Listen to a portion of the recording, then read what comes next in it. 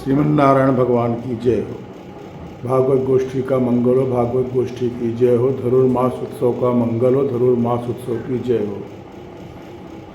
सांडिल्य वंश जलदेन्दु मनंत भाजम श्रीमद बिहार पदवार त्रिभंगराजम श्रीराम योग सुचरित्र सुधावले हम बलदेव देशिक मुदार मतिम भजे हम। श्रीमन चांडिल्य गोत्राम्बुधि शशिबल देवार्य पादाब्ज भृंगम श्रीमन्नीलाम्बुदारया तदिगत विविधाम नाम्नाये शीर्षार्थ सार्थम। श्रीमद श्रीरंग रामानुज मुनि करुणा तुर्याश्रमंतम वंदे वेदांत रामानुजपद कमलात्र सेवाट्यंसम।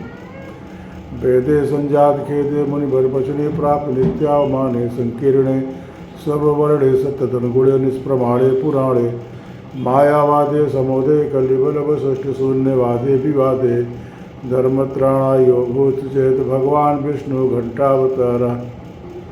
आज धनुर्मास उत्सव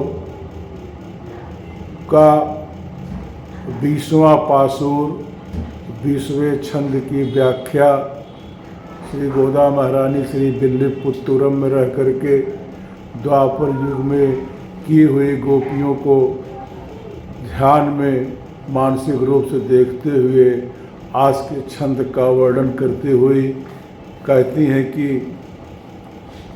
सदाचार्यों की कृपा से ही भगवान की प्राप्ति संभव है। श्री लक्ष्मी जी जो कि स्वयं इस कलयुग में गोदाम्बा जी के रूप में अवतार लिए हैं, तुलसी वन से प्रकट हुई हैं, श्री विष्णुचित्त स्वामी जी को प्राप्त भई हैं। गोदा नाम का तात्पर्य है कि तुलसी का वृक्ष गोद गोद के लगाया जाता है और तुलसी के उपवन में ही शैशव अवस्था में तुरंत की जन्मी हुई कन्या के रूप में मिली हैं, इसलिए इनका नाम गोदा पड़ा। गोदा को तमिल भाषा में आंडाल भी कहते हैं। गोदा अम्मा बोली जो है द्रविड़ भाषा की प्रिय बोली है, इसलिए इनका पूरा नाम होता है गोदाम्बा जी। रंगनाथ भगवान जो कि भगवान राम के पूर्वज सूर्य वंश में शुरू से ही रंगनाथ भगवान की इनके मुख्य भगवान अर्चा अवतार के रूप में थे। मनु शतरूपा ने जब तपस्या किया था तो भगवान ने आकर के स्वयं अपने आप को दान कर दिया था। वही अर्चा विग्रह श्री रंगनाथ भगवान का है। इस मृत्युलोक पूरे पृथ्वी पर सबसे पुराना श्री विग्रह श्री रंगनाथ भगवान का है। इससे पुराना और कोई श्री विग्रह इस पृथ्वी के ऊपर नहीं है, जो कि आज साक्षात श्री रंगम में रंगनाथपुरी में भगवान कावेरी के मध्य तट पर विराजते हैं। उन्हीं को भगवान श्री कृष्ण मान करके और गोदाम्बा जी जो हैं उनसे विवाह करना चाहती हैं। इसके परिप्रेक्ष्य में जो कल 19वें पासुर तक बताया गया, उसके आगे का वर्णन सद्गुरु कृपाचार्यों की कृपा से दास आगे वार्तालाप के द्वारा कालक्षेप करना चाहता है। आप सबका मंगल हो, आप सबकी जय हो। दास को बोलने में कोई त्रुटि हो तो आप सबसे साष्टांग प्रणाम करके निवेदन है कि आप सब क्षमा कर दीजिएगा। श्री लक्ष्मी अम्मा जी का अवतार श्री गोदाम्बा जी हैं। वो जीवों का उद्धार करने के लिए सभी को साथ में लेकर के भगवान से मिलने के लिए नंद महल में पधारी हैं। श्री नंद बाबा जी को उन्होंने हमारे स्वामी ऐसा कहा, यह लौकिक प्रसंग नहीं है, अलौकिक दिव्य प्रसंग है। आजकल तो जो गुंडे बदमाश होते हैं उनको लोग कहते हैं आवा गुरु कहते हैं उनको। यह बहुत बड़ा अपमान का सूचक है गुरु के प्रति। नंद बाबा जी सबके स्वामी हुए और श्री यशोदा अम्मा जी सबकी स्वामिनी हुई। इतनी बड़ाई क्यों हुई? भगवान कृष्ण गोपाल सारे जगत के स्वामी हैं। उनके माता पिता नंद यशोदा बने, यह अलौकिक संबंध हुआ। भगवान के संबंध से ही बड़ाई है। वात्सल्यादिक अनेक भाव युक्त प्रभु से संबंध है। आचार्य स्वरूप श्री बलराम जी का श्री चरण वंदन किया। बलराम जी शेषावतार, शेष जी के अवतार जगत गुरु हैं।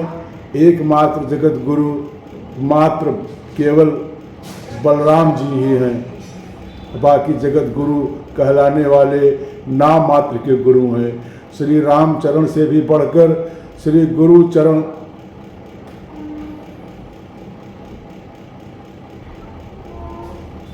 श्री गुरु जी के चरण हैं। गुरु चरणों के कृपा पात्र शिष्य संसार में और वेद दोनों में बड़भागी कहे गए हैं। जो श्री गुरु चरण के अनुरागी हैं उनकी संसार में तो बढ़ोतरी होती ही है, भगवान भी उन्हें सहज में ही मिल जाया करते हैं। गुरु चरण की कृपा ऐसी होती है कि उनका श्री चरण धो करके और जल पी करके उस श्री तीर्थ पाद को लेने के बाद हृदय ठंडा हो जाया करता है। पानी ही को वह सौभाग्य भगवान दे दिए हैं। जैसे फोड़े फुंसे हो जाते हैं तो उनके लिए मलहम दवा चाहिए, दवा में अधिकार गुण जो है भगवान ने दिया है वह रोग को मिटा सकती है। वैसे ही श्री गुरु भगवान ने अधिकार दिए हैं, वे भगवान गुरु को भगवान ने अधिकार दिया है वो भगवान से मिला सकते हैं। श्री शेष जी, श्री लक्ष्मण जी, श्री बलराम जी और श्री रामानुजाचार्य जगत गुरु हुए हैं। श्री गुरु जी के श्री चरण का ध्यान किया करेंगे तो इस उभय लीला विभूति में और नित्य विभूति में बड़भागी बनेंगे। अपने श्री वैष्णव संप्रदाय में गुरु चरण अनुरागी अनेक महात्मा हुए हैं। उन श्री गुरु चरण अनुरागी महात्माओं में श्री मधुर कवि स्वामी बहुत बड़े हुए हैं। श्री षटकोप स्वामी जी के श्री चरण को छोड़ करके उन्होंने दूसरे भगवान को देवता नहीं माना है। रामायण की चौपाई में कहा गया है कि अमी मूरी में चूरण चारु समन सकल भव रुज परिवारु।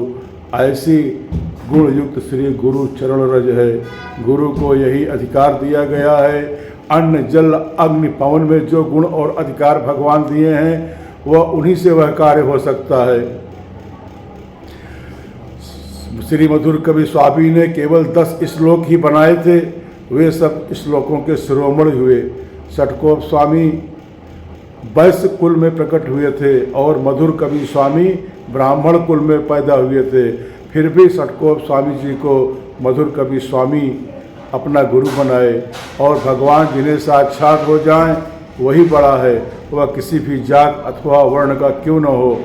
प्रपन्न पारिजात ग्रंथ में लिखा गया है कि किसी भी जात का हो, यदि भगवान का साक्षात्कार हुआ है तो वही बड़ा कहा जाएगा। संसार में स्त्री के गर्भ से जन्म होना ऐसा क्रम तो सभी के लिए होता है।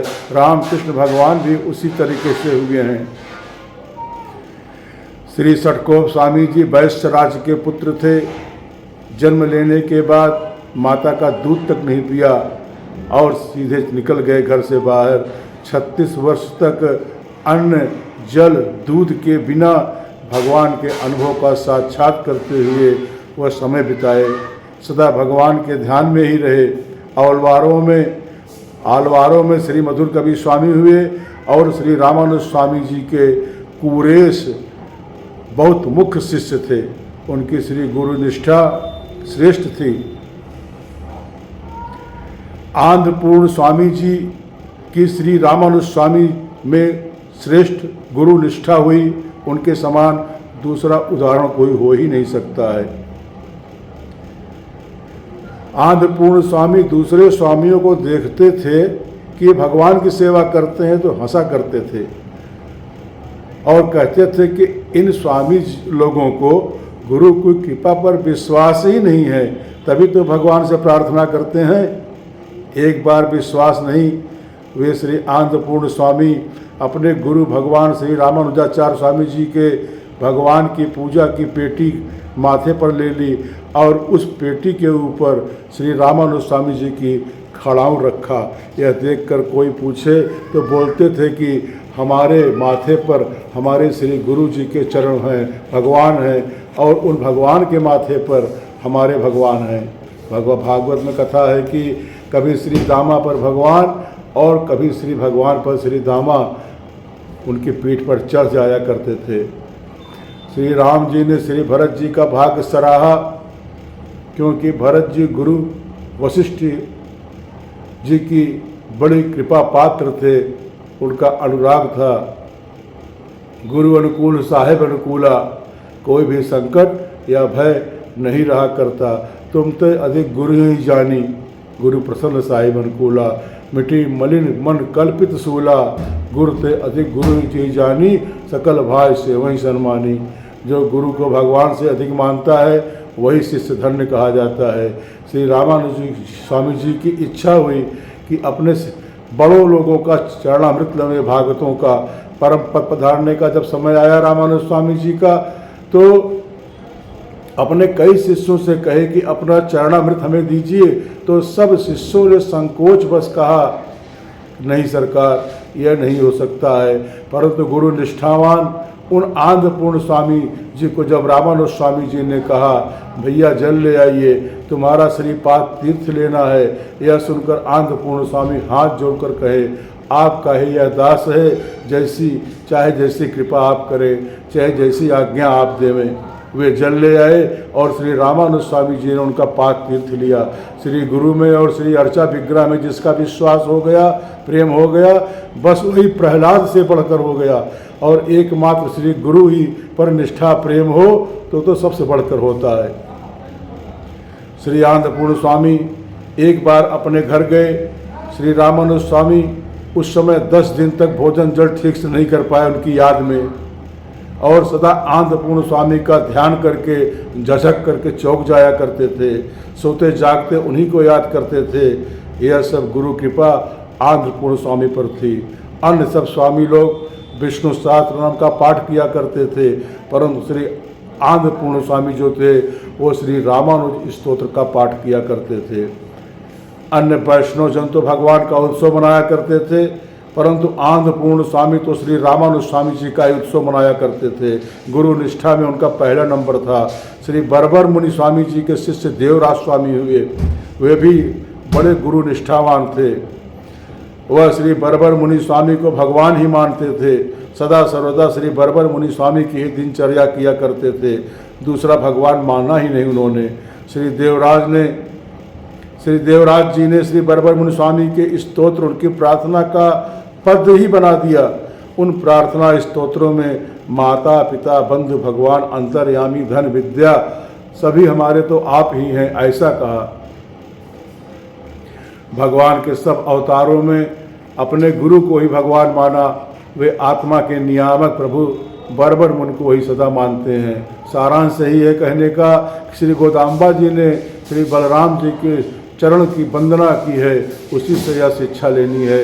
मुमुक्ष के लिए यह कहा जाता है। मुमुक्ष का मतलब होता है कि जो इस संसार के विषय भोग को छोड़ करके न चाहना करते हुए एकमात्र आत्मोज्जीवन के प्रकाश के लिए, अपने आत्मा के उद्धार के लिए केवल भगवान का ही ध्यान करना चाहता है, भगवान के ही ध्यान धाम में जाकर के भगवान की सेवा करना चाहता है, ऐसी चाहना वाले को मुमुक्ष कहते हैं। तो यह आज का पासुर जो है ये मुमुक्ष के लिए कहा जा रहा है कि क्या कहा जा रहा है कि अपने गुरु में प्राकृत भावना मनुष्य के शरीर मानकर नहीं करनी चाहिए, क्योंकि यद्यपि वे तो मनुष्य रूप में ही दिखाई पड़ते हैं, पर यथार्थ वे अति दिव्य हैं, इसलिए उनमें दिव्य ही भावना करना चाहिए। वृक्ष सूख जाता है, उसे जल ही जीवित कर सकता है, वैसे ही जीवात्मा के लिए गुरु ही सब कुछ है। जिसे जो लाभ चाहिए जहाँ से प्राप्त हो उसी वस्तु में उसी का गौरव करना चाहिए। विषय में आनंद आता है, इसलिए उस अंग को हजारों बार सदा ही छूते हैं, जिसके जरिए लोग सुधरता है। ऐसे गुरु भगवान हैं, उनमें दो दृष्टि कभी नहीं करना चाहिए। यह सब समझदार के लिए कहा जाता है।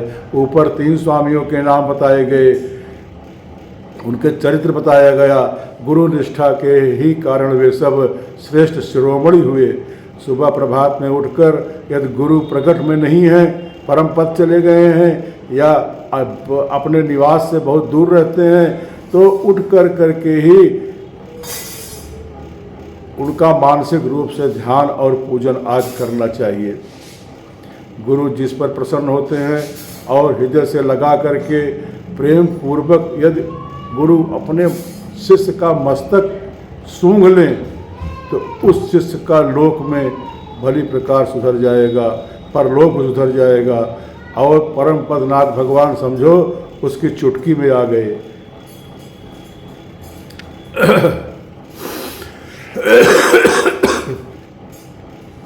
इसलिए सब प्रकार से गुरु पर विश्वास करते हुए उसकी अनुवृत्ति में ही रहना चाहिए।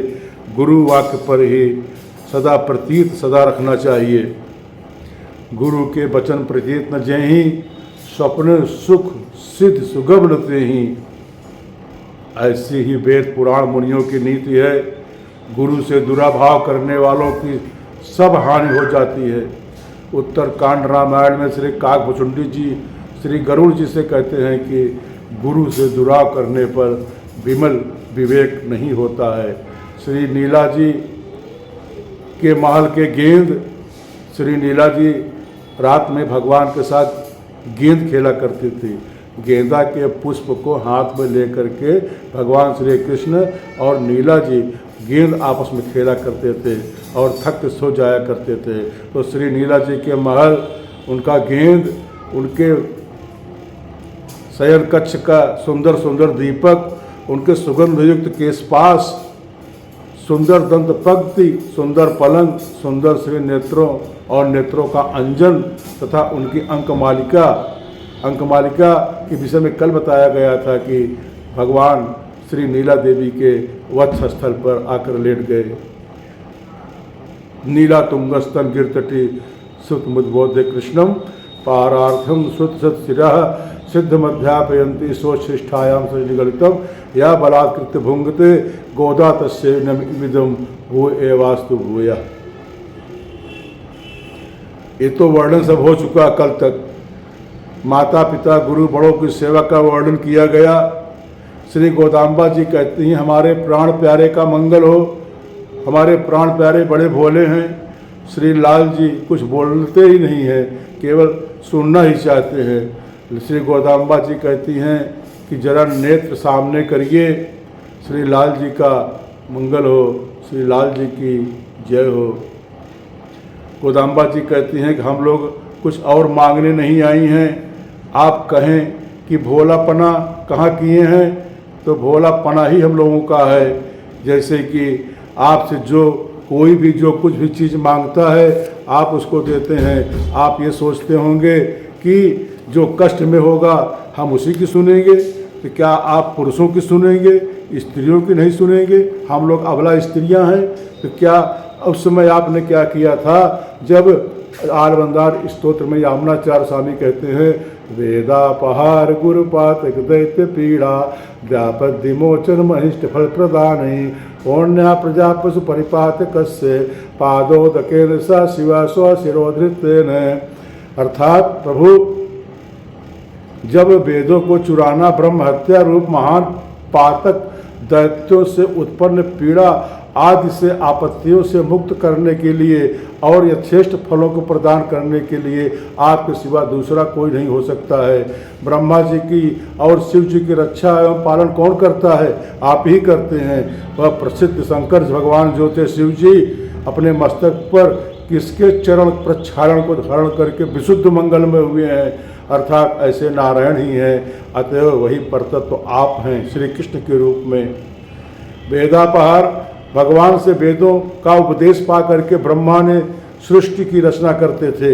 एक बार मधु और कैटभ नामक दैत्य वेदों को चुराकर समुद्र के तल में जाकर छिप गए। मधु और कैटभ नाम के दैत्य समुद्र में उसको चुरा करके वेदों को समुद्र में जाकर के छिप गए। ब्रह्मा जी बड़े दुखी हुए, रोते हुए भगवान के पास गए। भगवान ने हयग्रीव रूप धारण करके उस दैत्यों का वध किया और वेदों को लाकर पुनः ब्रह्मा जी को उपदेश दिया। इस प्रकार ब्रह्मा जी को संकट से बचाया। वेदापहार गुरुपातक का मतलब पहले ब्रह्मा और शंकर इन दोनों के 5 मुख थे। शिव जी ने अपने नख से ब्रह्मा जी का एक सिर काट दिया। शिव जी को ब्रह्म हत्या लग गई। ब्रह्मा जी का सिर कटकर शिव जी के हाथ से चिपक गया, छूटता ही नहीं था। 3 लोग 14 भुवन सब टहल आए, कोई उपाय नहीं बना। तब देवर्षियों ने कहा कि आप इस कपाल में भीख मांगिए, जब भर जाएगा तब स्वयं गिर जाएगा। शंकर जी ने वैसा ही किया। बहुत दिन हो गए भीख मांगते मांगते, कपाल नहीं भरा। शंकर जी बड़े दुखी हुए, घूमते घूमते बद्रीनाथ धाम पहुंच गए। भगवान से सारा वृत्तांत कहा। भगवान ने भीख में वह कपाल भर दिया। कपाल वहीं गिर पड़ा, जिसका एक अंश आज भी वहाँ पर है, जिस पर लोग जा कर के अपने पितरों को पिंडदान प्रदान करते हैं। ब्रह्म कपाली कहा जाता है। इस प्रकार गुरु यानी पिता व आचार्य के प्रति किए गए पाप के प्रति संकेत करता है गुरु पातक। और दैत्य पीड़ा का मतलब, एक बार शंकर जी का अंधक नामक असुर से युद्ध हुआ। शिव जी के शस्त्रों से अंधक के शरीर से जो भी रक्त बिंदु गिरा, उससे एक और असुर बन जाए। इस प्रकार रणभूमि जो थी वो असंख्य असुरों से भर गई। शिव जी बहुत परेशान हो गए। अंत में वे नारायण की शरण में चले गए। भगवान ने शुष्क रेवती नामक एक देवता को भेज दिया। उसने उन अंधकों के शरीर से निकलने वाले रक्त बिंदुओं को पी लिया।